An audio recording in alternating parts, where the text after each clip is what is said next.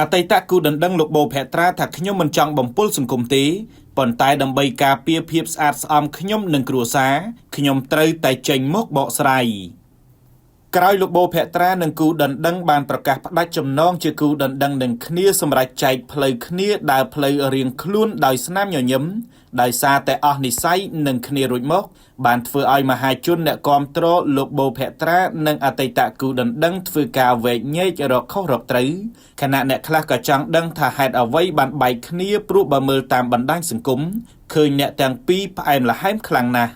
យ៉ាងណាក្រោយមហាជនវែកញែកថាអ្នកទាំងពីរបញ្ចប់ទំនាក់ទំនងស្នេហ៍ដោយសារតែមកពីអ្នកនេះឬក៏មកពីអ្នកនោះរួចមកកញ្ញាឈួនស្រីនូអតីតគូដណ្ដឹងរបស់លោកបូផេត្រាបានបង្ហោះសារមួយនៅលើគណនីផ្លូវការរបស់ខ្លួន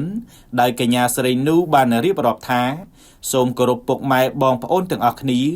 នាងខ្ញុំសូមយកកិត្តិយសរបស់ខ្ញុំមកបកស្រាយការពិតដោយទំនួលខុសត្រូវនិងយុត្តិធម៌នេះមិនមែនជារឿងប្រទេសជាតិឬបញ្ហាព្រំដែនឡើយ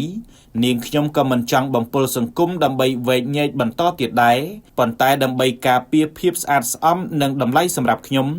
និងបងប្អូនក្រុមគ្រួសារខ្ញុំសូមបកស្រាយទៅកាន់គណនីពេកនិងសារព័ត៌មានដែលកំពុងលាបពណ៌និងចោទប្រកាន់គ្មានមូលដ្ឋានមកលើនាងខ្ញុំ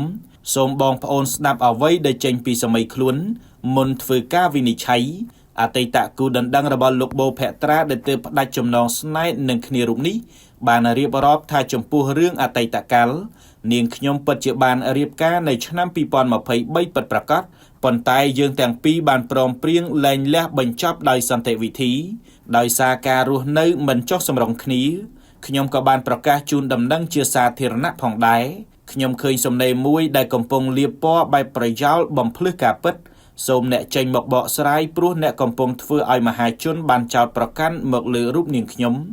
តើអ្នកកំពុងនិយាយពីអ្នកណាដើម្បីអ្វីតើអ្នកដែលបង្ហោះព័ត៌មានបានព័ត៌មានមកពីណា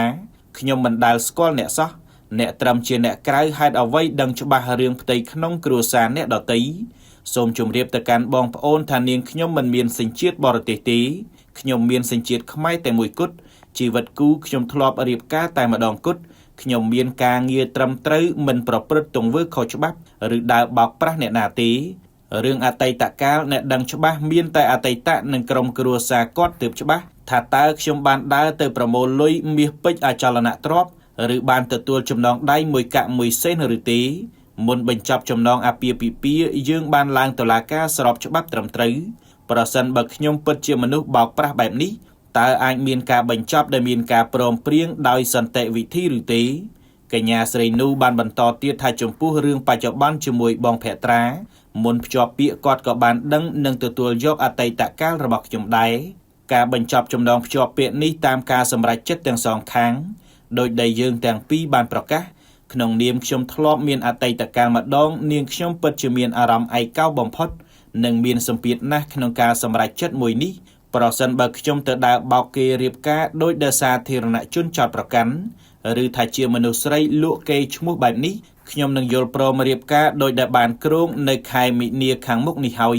ប៉ុន្តែខ្ញុំមិនចង់ជួបបទពិសោធន៍លែងលះជាលើកទី2យើងភ្ជាប់ពាក្យមើលនិងសិក្សាចិត្តគ្នាមួយរយៈក្រោយមកយើងពិតជាដឹងច្បាស់រៀងខ្លួនចង្គៀងផ្ទះអ្នកណាភ្លឺផ្ទះអ្នកនោះ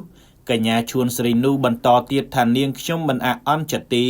ដែលបងប្អូនខ្លះមិនបានដឹងរឿងច្បាស់ហាជេរស្ដីនាងខ្ញុំទទួលខុសត្រូវគ្រប់យ៉ាងបើសិនរឿងដែលនាងខ្ញុំនិយាយមិនមែនជាការពិតព្រោះមាសសុទ្ធមិនខ្លាចភ្លើង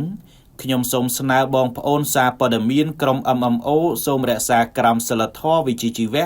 និងឈប់ចែករំលែកព័ត៌មានដែលមិនពិតដែលប៉ះពាល់ដល់កិត្តិយសនិងឯកជនភាពរបស់បុគ្គលម្នាក់ៗ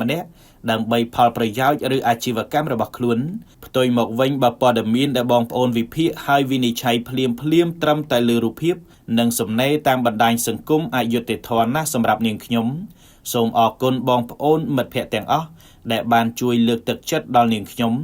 នេះជាការបញ្ចប់ការបកស្រាយរឿងឯកជនផ្ទាល់ខ្លួនរបស់នាងខ្ញុំសូមជម្រាបថាកាលពីយប់ថ្ងៃទី31ខែមករាឆ្នាំ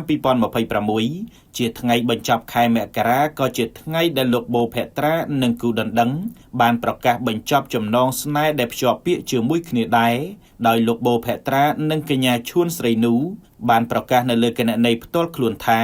បញ្ចប់ទំនាក់ទំនងជាគូដណ្ដឹងនឹងគ្នាដោយស្នាមញញឹម